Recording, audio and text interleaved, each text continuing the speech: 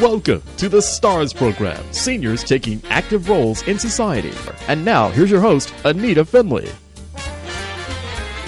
My guest is Roberta Hladek, who is the co-founder of the Energetic Matrix Church of Consciousness, better known as EMC Squared. And I want to just say that the purpose of AIM is to find energetic imbalances in consciousness that EMC Squared believes to be the precursors of or predispositions for potential negative physical manifestation and impediments to higher consciousness, where everything is created, and provides over 500,000 balancing energies to help the participant self-heal or remove those negative potentials in order to increase their life force.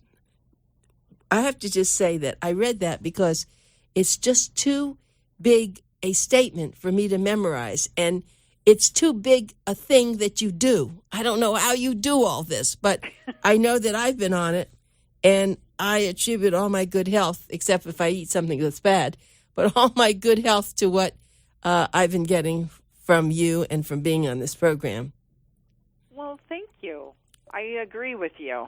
I think it does help us in so many ways that a lot of times we just can't even fathom all the things that it does for us, because it's not only our health when we think about, do we get sick, do we get a cold, do we get this, that, but it also helps with anti-aging. And when we think of anti-aging, we think of our skin, our hair, the way we move, all those kind of things of anti-aging, but it also works on our insides, and you want your organs to be working at a younger age as well. You don't want them getting older as we chronologically age. So we want to keep all that working, because as we are now living longer, we want to live longer, yes, but we want to live to the best that we can during that time. So we want to be able to be up and moving around and not have health issues and things like that. Yeah, you wonder, Roberta, how many people have ignored just the fact that as they age, it's going to take more for their body to retain the youthful, part of their organs and everything else. I guess a lot of people fall back on, they say this to me, I'm over 60, what can you expect? Right. Or they say, you look great for 60. Well, what are you supposed to look like at 60? Is there a book that says you're supposed to have so many wrinkles and gray hair or whatever? I hate that. And I dislike, too, that we put so much emphasis on age. And I think we should just throw age out the window. And, Steve used to always tell my grandmother, he would tell her, just pick an age and be that age and forget it. Right. Nobody has to know what your age is. And it seems like nowadays I meet so many people, like I met some people the other day, and the first thing the guy told me was how old he was. And I was like, I didn't ask you how old you were. I asked you what you did for a living, That's very funny. You won't catch me doing that. When you go to the airport, though, what they'll say is, you don't have to take your shoes off if you're over 75. I said, okay, I'm over 75, and I go right through. Well, for the good stuff, okay? Right. Exactly. The discounts. Yeah, exactly. Well, I think that AARP is a very long-established organization, and they pretty much started all that, because if you were over a certain age, you could join them, and that's really been the cornerstone. But now it's amazing how over the last 30 years, you have all these baby boomers now on the cover. They've changed their whole attitude. Now everything's about health, wealth, and travel, rather than years ago it was diseases and everything that was negative. Yeah. Well, yeah, we want to keep positive, and it's really easy to be positive and to spread positiveness. And it's contagious. If everybody's in a downer mood when you come into the office, you're going to be in a downer mood before too long. But if you're in a positive mood, you can keep everybody in a positive mood, I believe. Yeah, that's really true. It's negative energy versus positive energy. And sometimes people start with negative energy, and I just say, you know what? I'm leaving because I don't want to participate in this. Mm-hmm. Yeah. I have a friend that my mom would talk to on the phone. She was an older lady, and then my mom would get off the phone and she'd call me and she'd go, I just talked to blah, blah, blah, blah, blah. And I'd say, you know what, Mom? When she calls you and she starts laying all of her stuff on you, just tell her you've got to go. Right. Just say, I'm so sorry I can't talk to you now. I got to run. We're going out for lunch. Let me call you later. Because she lives in a different part of the country. And so my mom started doing that. And she says, you know what? I think she got the message because now she doesn't do that to me anymore. Oh, really? Now, that's interesting. So she did get it. Well, I'm going to ask about some of the participants in AIM. Do a lot of them come to you with problems thinking you're going to resolve them, or do they come healthy? Most of the people, I would say probably 90% of the people, and I'm guessing at this, but from what I see of the checking and things that I've been doing for the last, 20 years, I would say that most of the people that come on the program are healthy. And they want to attain better health, or they want to keep their health at that level. And then there are some that have been diagnosed with something, or they have issues that they've had their whole life, and they'd like to try and resolve those issues. So it's, we get a fair amount of people that have issues, but for the most part, I think a lot of people just want to keep their health. So the question is, because I remember the book, and I remember what it did with cancer. So if someone has cancer and they join your organization, there's never guarantees, of course, but you really work on things like that, don't you? Well, what the AIM program does is it supplies each and every one of us with the tools to do the work that we need to do. And when we're testing someone, we're testing what you're telling us to find, and we just have it going through a computerized system that comes up in a language, English, that we understand. But you're telling us what's right or what's wrong with you. So when on the AIM program, we have as many frequencies as we can find, and we're constantly finding new ones. Like this morning before the show, I found another frequency that I needed to add to the program when I was testing someone. So those participants that have a health challenge, they have access to all those frequencies on there in order for them to try and overcome whatever it is that's going on with them. And hopefully they're strong enough and they can do that.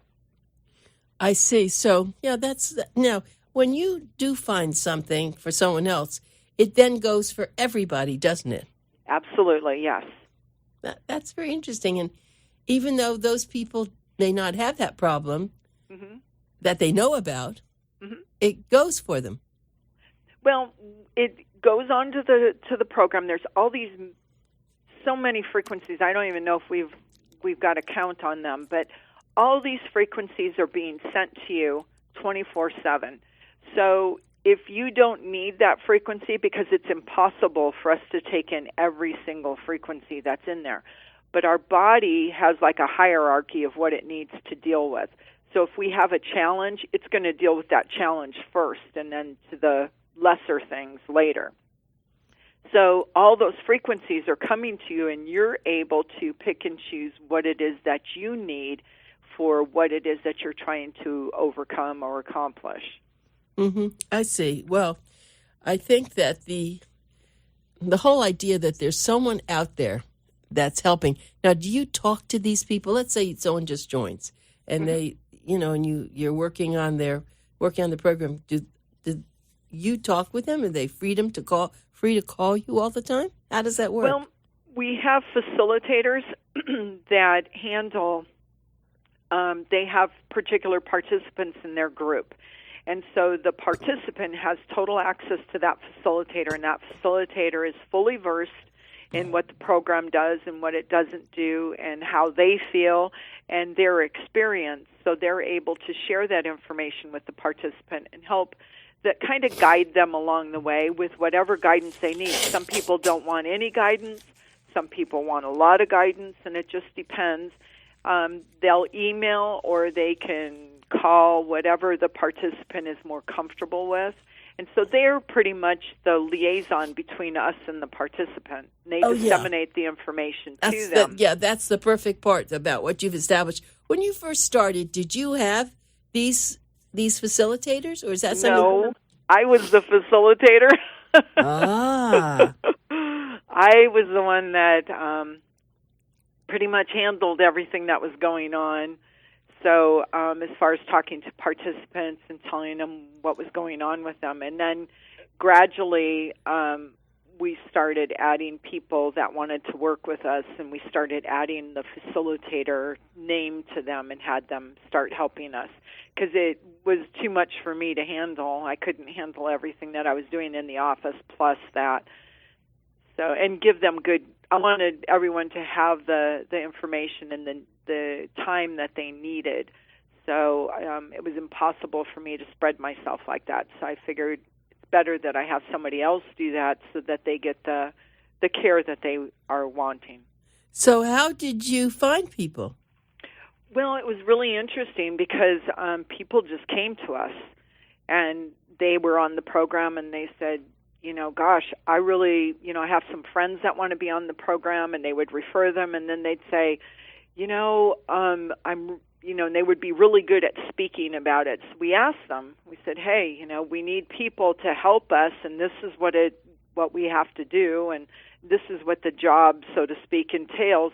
And we had people just want to do it, and all of our facilitators, we have about 80 worldwide, and they all are totally involved and with their heart and soul into the program, loving the program, and really interested in helping people to get the best that they can out of the program and to be happy and healthy spiritually, emotionally, and physically. If they're all comparable to Colleen Haney down here, let me tell you, they're good. Colleen's great. Yes, I'd like to say that they are. I really think that my facilitators are pretty special people, and a lot of them work several other jobs. This isn't just their only thing. But so sometimes if they're not available, they'll get back to you as soon as they can. But, I always tell participants when they say, gosh, I haven't heard from them, and I left a message, an hour ago, and I try to explain that, they do work other jobs, and this is something that they do as it's like a gift, so they do it in their off time, and they do it out of the goodness of their hearts, basically. So give them a little bit to get back to you. Yeah. Well, I think you were very, very lucky in a sense that this happened, because if you couldn't find people, this program couldn't have worked. You couldn't have done it yourself. And it was great that all these smart people, these facilitators, most of them are either psychologists or other kinds of health, I guess, personnel in some field. They love the idea of doing this, and then they can help these people outside of even what you're doing. Mm-hmm. Yeah, there's a lot of, most of our facilitators aren't professionals. Most of them, we have professional musicians. Oh, I didn't know that. Wait a minute. I didn't know this. Mm-hmm. We have a facilitator that's a professional musician who helps out participants. And he explains how he's been working with us since the early 90s. He was one of the first. He's been on the program longer or been with us longer than any of our facilitators.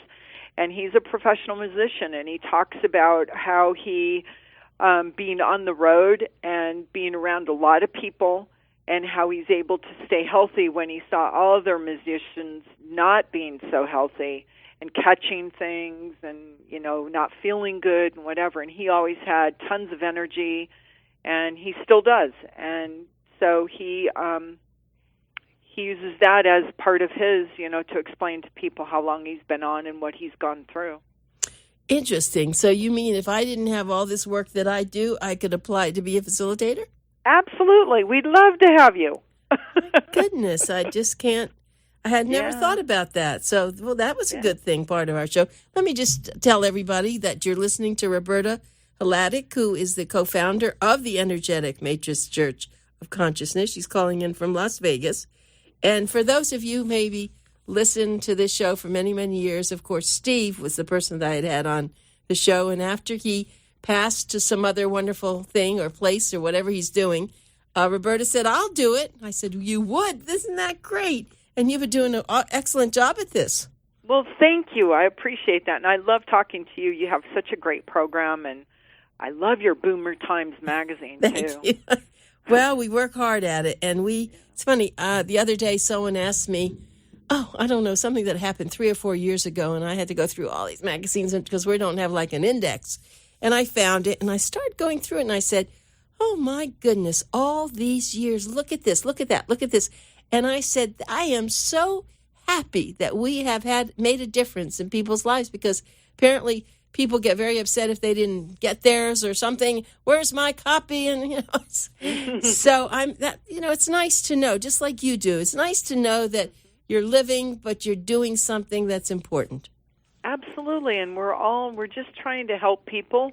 You are too. We're trying to help people. We even help pets, but anyone to, just so that you achieve what it is that you want out of life and in the balance and well-being that you need to make those things happen, Exactly. Yeah. And of course, with you, just like you said this morning, tell me how that came about. Someone just joined and you found something, or how did that happen? Well, there was a participant who contacted her facilitator, and she was having some issues, and she's been on the program for quite some time. So she wanted to know if maybe we could do what we call a special check on her to see if there was something that wasn't in the database, or if we could help her in any way, shape, or form. She has digestive issues. So when I was checking her, I found things, of course, that were in the database, but then as I got to the bottom, there was something not in the database.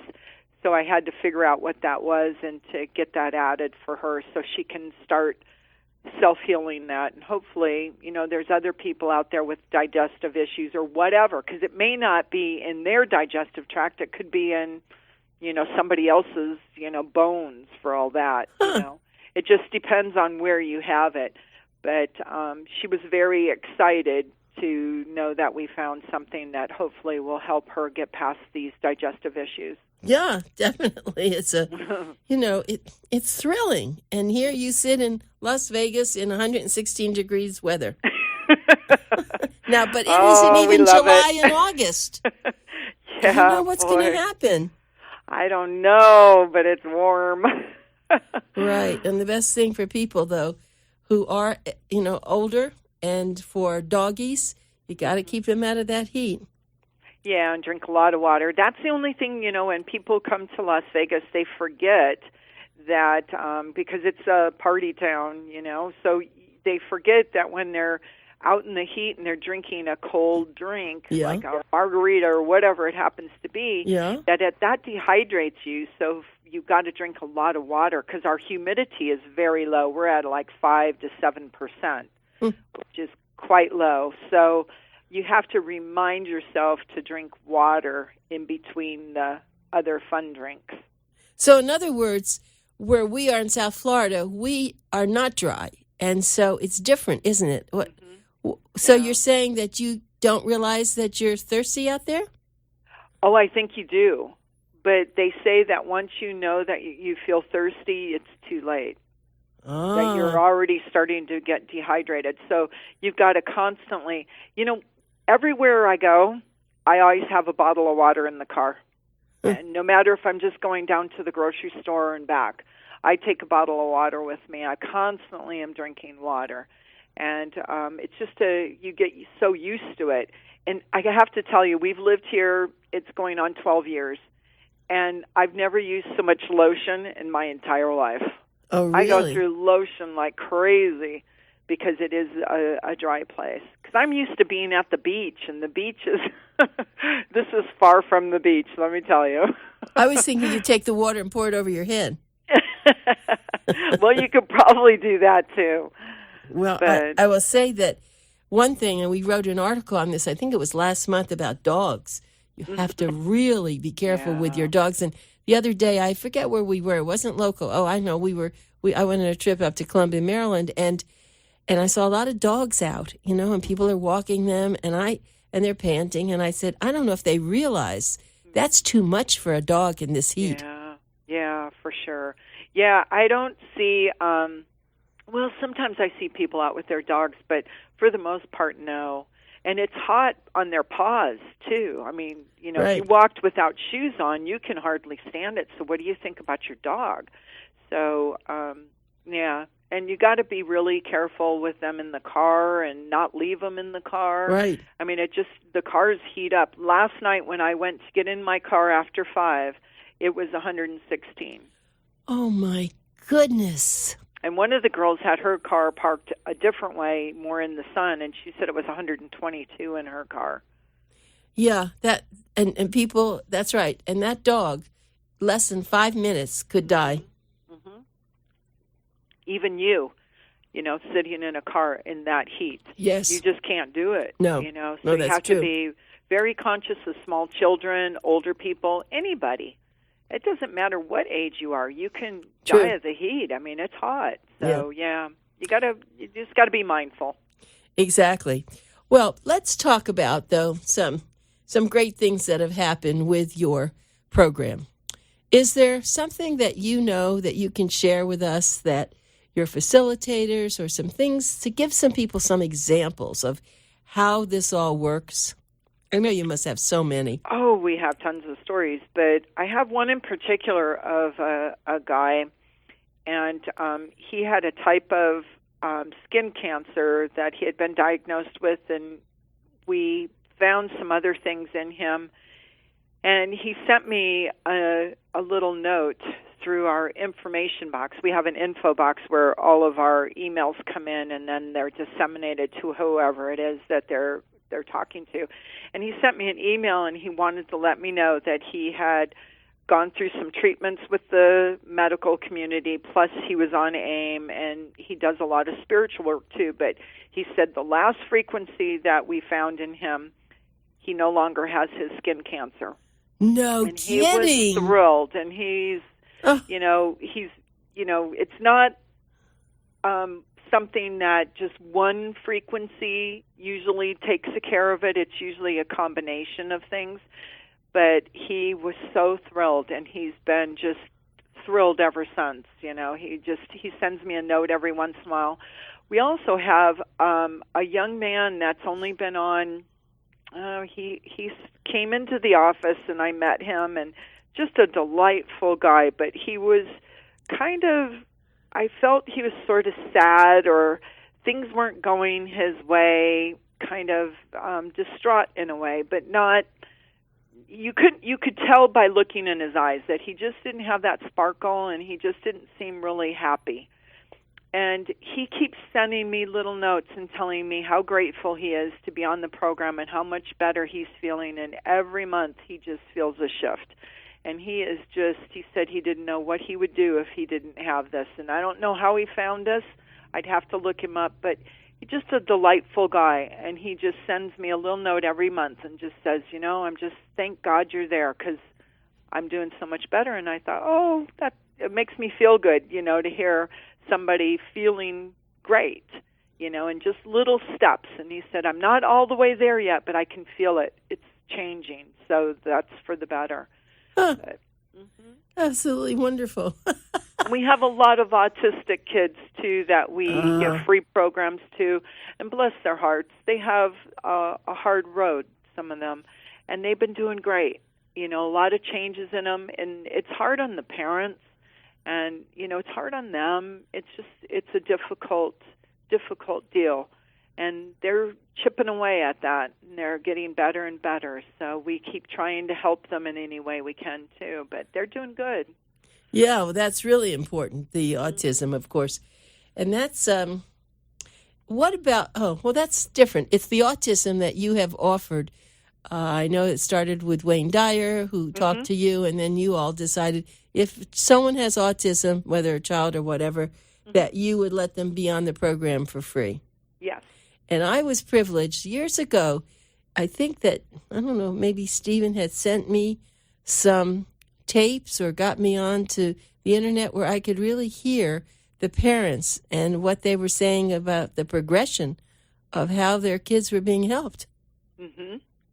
We do. We have a CD that we interviewed some parents, and they talked about their children and how they were doing on the program and the changes they had seen in them. Because when you're on the autism program, what we ask you to do as a parent or a guardian or caretaker is to send us a note quarterly and let us know how they're doing, any changes, what their challenges are, so that we can continue to enhance the program for them. So if there's something that we see going on with them that we can check and see, maybe there's something not in the database that we need to put on the database so that everyone has the choice of that frequency. And I just had an autistic child yesterday, 6 years old, and his mom had some questions and some things that he was doing that she was worried about. And we found a new frequency to put on the program yesterday in him. So now we all have access to that. And see, sometimes people think, well, that's a frequency for somebody with autism. I don't have autism. But it could be in you somewhere else. Well, I have to say, Roberta, that I love talking with you, and I'm so happy that this happens. And one day I'm going to come to Las Vegas, not in the 116-degree heat, you're my first thing. I'm going to do that. Okay, I'm coming to see you. Great. Coming to see you, honey. And if you ever come down here to South Florida, I've got an extra bedroom. Oh, great. Okay. Come down visit. here and get out of the heat. Anyway, okay, we'll thanks, do. Roberta. Bye. Thank you. Okay. Bye-bye.